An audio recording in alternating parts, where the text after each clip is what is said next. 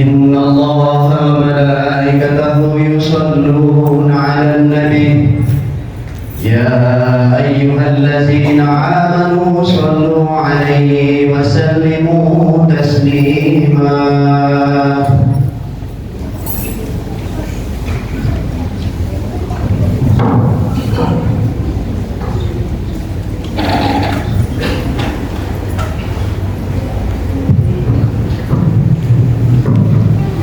Assalamualaikum warahmatullahi wabarakatuh. Allahu Akbar, Allahu Akbar, Allahu Akbar, Allahu Akbar.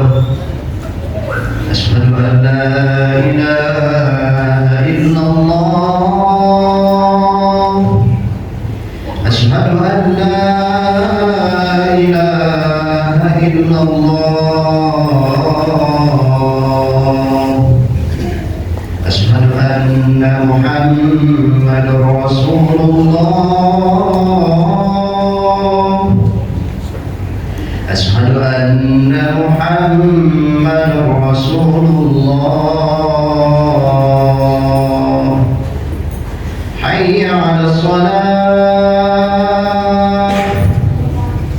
Hayya 'alas shalah.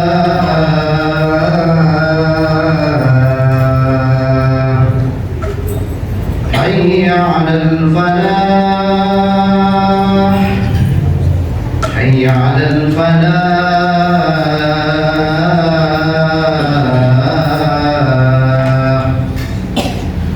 Allahu Akbar, Allahu Akbar.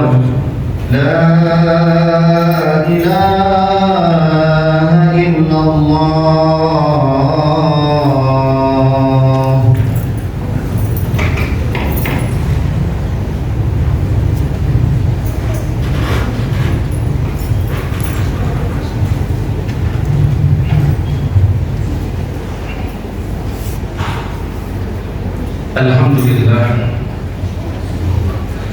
Alhamdulillahilladzi arsala rasulahu bil huda wa dinil haqq liyuzhirahu 'ala dini kullih walau karihal kafirun. Asyhadu an la ilaha illallah wahdahu la syarika lah, iyyahu na'budu wa iyyahu nasta'in. Allahumma shalli ala sayyidina Muhammad wa ala ali sayyidina Muhammad kama shallaita ala sayyidina Ibrahim wa ala ali sayyidina Ibrahim fil alamin innaka Hamidum Majid. Amma ba'd, fa ya ibadallah ittaqullah haqqa tuqatih wa la tamutunna illa wa antum muslimun. Qala Allah Ta'ala fi kitabil karim, a'udzu billahi minasy syaithanir rajim. Bismillahirrahmanirrahim. Innamal mu'minuna ikhwatun wa aslihu baina akhawaykum wattaqullaha la'allakum turhamun. Sadaqallahul adzim. Hadirin jamaah Jumat yang dirahmati oleh Allah Subhanahu wa taala. Puji syukur senantiasa kita panjatkan kehadiran Allah Subhanahu wa taala. Karena dengan izinnya kita diberikan nikmat kesehatan, nikmat kesempatan, juga nikmat iman, sehingga kita dapat hadir di masjid tercinta kita ini, di masjid yang mubarak ini, dalam rangka melaksanakan sholat Jumat berjamaah. Salawat dan salam kita haturkan kepada junjungan kita Nabi besar Muhammad sallallahu alaihi wasallam beserta keluarga, para sahabat serta para pengikutnya hingga akhir zaman. Sebagai hati, kami berwasiat utamanya pada diri kami sendiri Mari kita takut kepada Allah Subhanahu wa Ta'ala dengan menjalankan segala perintahnya, juga menjauhi segala larangannya. Hadirin jemaah Jumat yang dirahmati oleh Allah Subhanahu wa Ta'ala, pada tahun 1258 Masehi, umat Islam pada saat itu digoncangkan oleh satu kejadian besar ketika bangsa Mongol yang dipimpin oleh Hulagukan menyerbu dan menghancurkan memporak-porandakan Irak sebagai basis atau ibu kota kekhalifahan Islam pada saat itu, yaitu Bani Abbasiyah. Kerugian besar banyak terjadi. Buku-buku kitab-kitab dibakar dan dimusnahkan. Buku dan kitab ini merupakan karangan-karangan ulama-ulama besar dan cerdik dan cendekiawan muslim pada saat itu. Rumah-rumah ibadah masjid dihancurkan. Bahkan korban nyawa berjatuhan di pihak umat Islam pada saat itu. Korbannya sekitar 200.000 sampai 400.000 orang Islam, termasuk para cerdik cendekiawan dan para ulama kita. Di tengah kekacauan tersebut, ketika Hulagukan telah menguasai kota Baghdad yang ibu kota dari Bani Abbasiyah pada saat itu, Hulagukan sangat paham bahwa kota Baghdad disinilah gudangnya cerdik cendekiawan dan para ulama, sehingga dia mengumumkan, saya ingin bertemu dengan ulama yang ada di kota Baghdad ini. Tak satu orang pun yang merespon, karena pada saat itu ketakutan melanda di kota Baghdad dari kaum Islam. Namun di tengah kekacauan itu muncullah seorang kadihan, seorang guru madrasah menghadap Hulagukan pada saat itu dengan membawa seekor onta, seekor kambing, dan seekor ayam jago. Ketika dia bertemu Hulagukan bertanya, apakah cuma ini yang berada di kota Baghdad? Artinya Hulagukan meragukan orang yang dihadapannya. Ketika mendengar jawaban pertanyaan dari Hulagukan, sang kadihan tersebut menjawab, jika Tuhan ingin bertemu dengan makhluk yang tinggi besar, saya membawa berada di luar tenda Tuhan, yaitu onta. Jika Tuhan ingin berbicara dengan makhluk yang berjenggot, saya membawa seekor kambing. Jika Tuhan ingin berbicara dengan yang bersuara lantang, saya membawa seekor ayam jago. Silakan Tuhan pilih di antara ketiganya. Ketika mendengar jawaban dari seorang kadi tersebut, maka Hulagukan paham bahwa yang di depannya itu adalah bukan orang yang biasa. Selanjutnya Hulagukan bertanya pada seorang kadi tersebut, beritahu padaku, apa yang menyebabkan saya datang ke sini dan menghancurkan negeri Anda? Jawab seorang kadi tersebut yang sangat menyentuh, yang mendatangkan Tuhan kemari karena perbuatan kami sendiri, karena amalan-amalan kami sendiri. Kami tidak menghiraukan, kami lupa, kami lalai dengan nikmat-nikmat yang Allah berikan pada kami. Kami jatuh ke tangan ke jurang kesenangan dan berfoya-foya. Kami sibuk mengejar jabatan, kami sibuk mengejar pangkat, kami sibuk mengejar kekayaan dunia. Maka Allah mendatangkan kalian, Allah mendatangkan Tuhan untuk mengambil nikmat-nikmat yang Allah berikan kembali. Pertanyaan berikutnya dari dilakukan, kalau begitu siapa yang bisa mengusir kami, mengusir dari negeri Anda?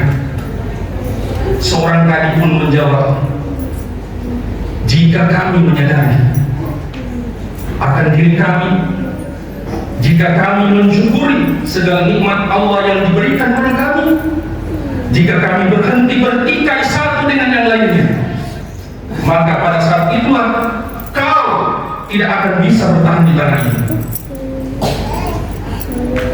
Hadirin jamaah Jumat yang dirahmati Allah, keadaan ini juga terjadi pada Kesultanan Islam yang pertama, yakni Bani Umayyah. Keruntuhannya akibat kemewahan dan kehidupan hedonis di istana, konflik internal dan perselisihan keluarga, perebutan kekuasaan di dalam keluarga Umayyah sering terjadi, terutama setelah wafatnya Khalifah Hisam bin Abdul Malik. Dan ini juga terjadi pada kesultanan terakhir umat Islam, Bani Uthmani, yang dikenal sebagai pembebas Konstantinopel. Ibu kota pada saat itu Bizantium, yang berdiri 1100 tahun lamanya. Yang merebut sultannya namanya Muhammad Sultan Al-Fatih, yang masih berumur 21 tahun. Tetapi dengan susah payah para pendahulunya mendirikan, menjayakan kerajaan Islam tersebut, tapi runtuh akibat banyaknya perselisihan, banyak pejabat yang korup, dan banyak pejabat yang mementingkan kepentingan pribadi daripada kepentingan negara. Hal ini juga terjadi pada kerajaan-kerajaan Islam Nusantara yang dibangun dengan susah payah sehingga mampu berjaya, tapi karena perselisihan sesama, korupsi, mementingkan kepentingan pribadi daripada kepentingan negara, hingga kerajaan-kerajaan Islam di Nusantara yang sempat berjaya tersebut sekarang hanya tinggal nama. Beberapa di antaranya, contoh Samudra Pasai, kerajaan Islam pertama di Indonesia, itu terletak di Aceh, yang berdiri 3 abad lamanya, 300 tahun lamanya, tapi karena perang saudara dan konflik internal, apalagi setelah wafatnya Sultan Malik Zahir, terjadi perebutan kekuasaan di dalam kerajaan sehingga melemahkan kerajaan sampai akhirnya runtuh dan dijajah oleh Portugis. Kesultanan Demak adalah kerajaan Islam pertama di Jawa. Setelah wafatnya Sultan Trengganu, terjadi perebutan kekuasaan antara putranya Pangeran Mukmin dan menantunya Arya Panangsa, lalu menghadapi perlawanan adipati di Jawa Tengah, di Jawa, terutama Hadiwijaya, sehingga melemahkan kerajaan tersebut hingga lama-kelamaan runtuh. Kita lihat Kesultanan Goa di Tal, kerajaan Islam di Sulawesi Selatan tersebut pada tahun 1666 sampai 1669 terjadi Perang Makassar. Perang Makassar ini, kerajaan atau Kesultanan Goa Tal berperang dengan Belanda yang dibantu oleh kerajaan Boneh. Dan kita tahu kerajaan Boneh itu adalah saudara dari kerajaan Tal yang merupakan juga sesama Muslim, sehingga kerajaan Tal menjadi runtuh dan kalah dan tinggal nama sekarang ini. Hadirin jamaah Jumat yang dirahmati oleh Allah Subhanahu wa Ta'ala, kita tidak ingin bangsa kita bernasib seperti kerajaan-kerajaan Islam yang kami contohkan tadi. Sudah susah-susah payah membangun, membuatnya berkembang dan menjadi jaya, tapi karena kepentingan pribadi, jadi bertikai sesama saudara Muslim, akhirnya lemah dan runtuh.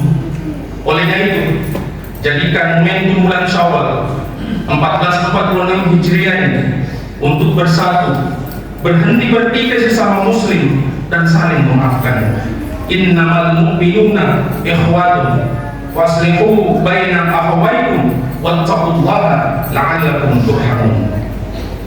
Sesungguhnya orang-orang mukmin itu bersaudara, karena itu damaikanlah kedua saudara yang bertikai dan bertawakallah kepada Allah agar kamu dirahmati. Quran surah Al-Hujurat ayat 10. Hadirin jemaah Jumat yang dirahmati Allah, di awal tadi mari kita ingat kata seorang tagihan pada kejadian tadi.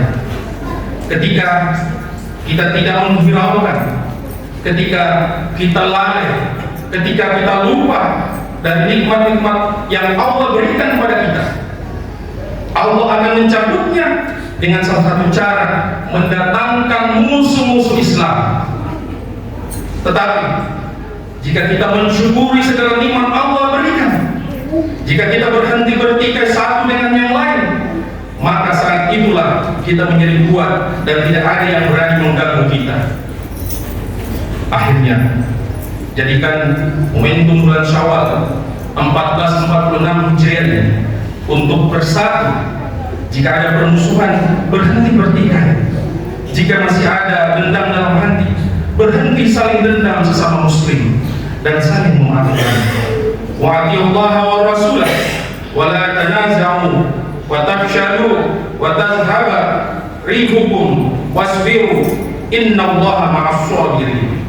Taatilah Allah dan Rasulnya, janganlah kamu berbantah-bantahan yang menyebabkan kamu menjadi gentar dan kekuatanmu hilang, serta bersabarlah, sesungguhnya Allah bersama orang-orang yang bersabar.